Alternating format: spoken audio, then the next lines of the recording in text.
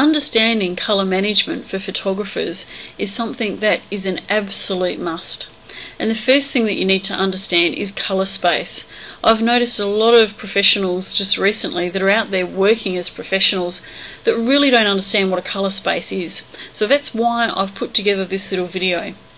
Now, colour space is an actual model of what colours are available within a particular space. So if you imagine that you've got one of those stress balls, which is all the squishy balls, if you have that and you don't squeeze on it at all, you have a round ball and everything that is in that ball is untouched. But if you're unable to fit that ball into a space, you could actually squeeze it into a small jar or something and everything is still there, but it's a different shape.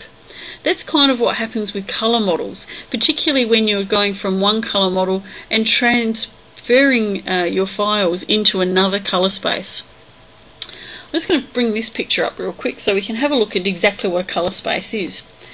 Now, we can see a whole variety of different colours, but we can't necessarily capture those colours or reproduce those colours in images. So what you can see here with this one on the outside, sort of this horseshoe shaped, that's the colours that we can physically see. And you can see that there are colours in that that we cannot reproduce within some of these little models that we've got here. Now we've got Pro Photo RGB, which is this large triangle on the outside, and that holds a lot of colours within inside of it. Now, although we're looking at this in a two-dimension, if you're on a Mac, you can actually look at their little colour tool in there, and this can be turned into a three-dimensional system. And there's some good videos on YouTube if you look up colour space on there. But you can see we've now got, instead of all those extra greens and blues that are in this space and this space down here, they're no longer available in our Pro Photo RGB. If we go down to our Adobe RGB, it gets even smaller. sRGB, smaller again. Look how much of these greens and blues you're going to lose if you're using sRGB over Adobe RGB. We've also got one in here which is 2200 matte paper, which is sort of like this squiggly roundish line. This is where you've created a profile has been created specifically for a paper type, and I'll go into that in a minute. What I want to first say though is if your camera is set for JPEGs as sRGB, you're capturing just these colours. If it's set for Adobe RGB, it captures a lot more. So before you even start trying to work out what colour spaces are, please go and make sure that your cameras are set to Adobe RGB and not sRGB. Now there's a whole heap of information from Wikipedia, which is always a good place. If you're not quite sure about something, you can always go and look things up there. A lot of people don't realise if you're using CMYK printing, which is a printer that has a 4-colour dye process, then you're sometimes not always getting the colours reproduced correctly. That's because the inks are mixed to create a colour rather than the colour of that being pure. That's why we have things like Pantone colours, where if you have, for instance, a bright green as a logo, you'll never really be able to reproduce that unless in the print process way, unless you use a Pantone colour for the reproduction of it.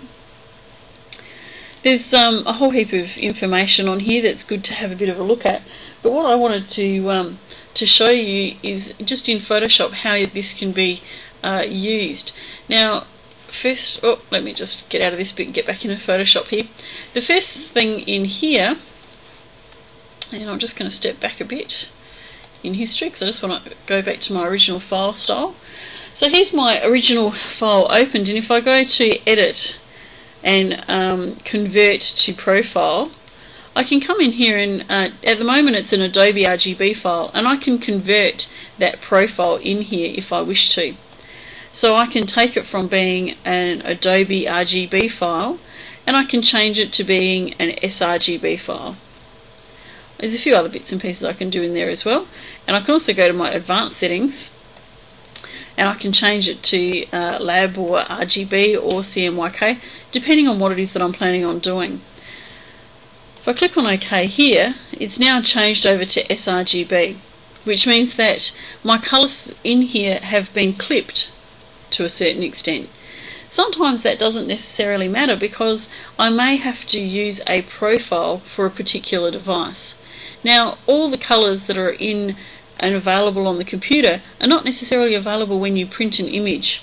So if I just go to our print section in Photoshop, here's all our normal setup information, but over on this colour management side, you'll notice that the document currently is using the sRGB because that's what I converted it to. At the moment I've got it set for Photoshop Manager's colours. If I set it for the printer managing colour, it will use this information to print out as good as it possibly can for that particular colour space. But I can be more specific than that. I can come up with a printer profile. And profiles are a complete another subject, so we're not going to go too drastically in those today.